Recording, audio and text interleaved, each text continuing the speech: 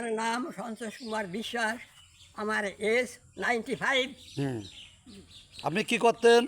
আমি এই সিংহাসলপুর প্রাইমারি বিদ্যালয়ে মাস্টারি করতাম। আচ্ছা, আপনি কৃষক ছিলেন না? বাল্যকালে ছিলাম। আচ্ছা, এখন কি করেন? এখন বর্তমানে কিছুই করি না, যে বেড়ায় খালি আচ্ছা, এই জমিদারকে কাইন্ডে একটু বলেন তো, সিংহেশ্বর জমিদার ছিল প্রভাবশালী। আগে গ্রামে সিংহাসলপুর জমিদার বাড়ি ছিল। হ্যাঁ। সেখানকার জমিদারকে বাড়ির নাম হলো রামবাবু, শ্যামবাবু, গিরুবাবু, সারদা বাবু। এই গেল তারপর ওর বাড়ির ছেলে মেয়ে কয়জন ছিল? বাড়ির দুটো মেয়ে ছিল, তাকে নাম ছিল গীতা আর রীতা। আপনি নাকি তাদের সাথে পড়তেন? আমি তাকে সঙ্গে পড়তাম। ওকে। আচ্ছা, পুজোর সময় কীভাবে বাড়ি পরিষ্কার করতো? পুরো সময় বহু জায়গায় এই জায়গায় লোকজন পরিষ্কার টরিষ্কার করতো। হ্যাঁ। তারপরে উনি সে খাবার নিয়ে সব লাড়ু মুখ ছুঁড়ে দাঁড়াতো। তো যদি কেউ না দিত, হ্যাঁ। তাহলে নিয়ে যাও, নিয়ে ভারী নিয়ে ফেলাই দাও। তবু নিতে হবে? হ্যাঁ, তবুও নিতে হবে। ওরা দিত কৃষির ভিতর করে? বাহ, ওটা গামলা?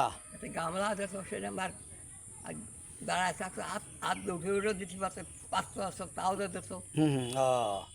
আর কোনো জমিদার ওই জায়গায় ছিল, ওই যে নহবাত খানা বাজাতো, সেই সম্বন্ধে কিছু বলেন। নবাবখানায় ওই জায়গায় বাজাতো, সে ভালো না সানাই?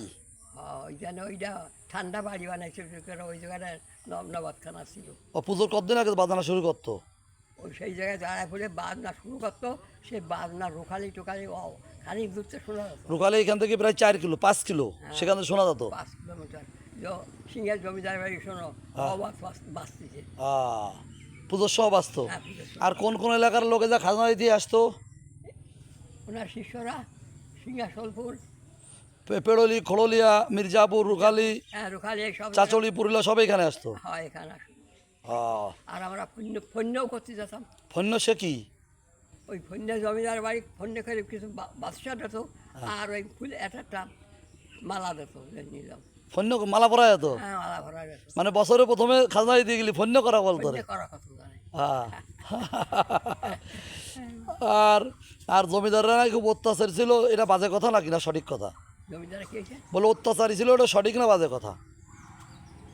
না, আমি সবাই অত্যাচারী কথা শুনি, তবে ওনাকে একটা বাওয়াল ছিল। হ্যাঁ সেই বাওয়ালের ব্যাপারে ওই দক্ষিণে সুন্দরবন চলে যেত। হ্যাঁ সে বাওয়ালে কোনো কিছু হলে সে বাওয়ালে উঠে যেত। হ্যাঁ।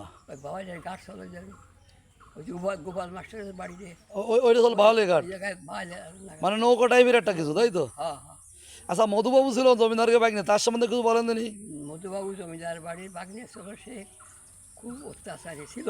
হ্যাঁ কলকাতাতে গান টান আসতো, হ্যাঁ হ্যাঁ হ্যাঁ। চেয়ারে ফারে দাঁড়ায় ফুলে দাঁড়ায় পড়ে লোকের কান বলতো। হ্যাঁ, সে ইসি। হ্যাঁ, তা সে সে- সে তার একটা ঘটনা আছে নাকি তার? আমার একটা ঘটনা একদিন ও চিন্তা করলো যে আমি কোজেটা চুরি করে নিয়েছি, বললে আমি একটু বড় লোক হবো। মানে জমিদার বাড়ির বিল্ডিং এর করিয়ে? বিল্ডিংয়ের কোজে। হ্যাঁ সেই কোজে পাঠতে যাইয়ে সেই কোজে ফসকে পড়ে থাকে, যদি বলে আগুন। হ্যাঁ। এই তো মধুবাবু চেঁচানি। ঝুলে পড়েছিল? হ্যাঁ, ঝুলে পড়েছিল। তারপরে এই রামসিদির মুখ কোনটা হলো মুখিন্দি, রামসিদির? রামসিদি হ্যাঁ। মুখিন্দি যাইয়ে তাই ওই মধুবাবুরই। ওই যে টাইলস টাইল কেটে উদ্ধার করে। হ্যাঁ। হ্যাঁ, মধুবাবুর আপনি দেখেছেন?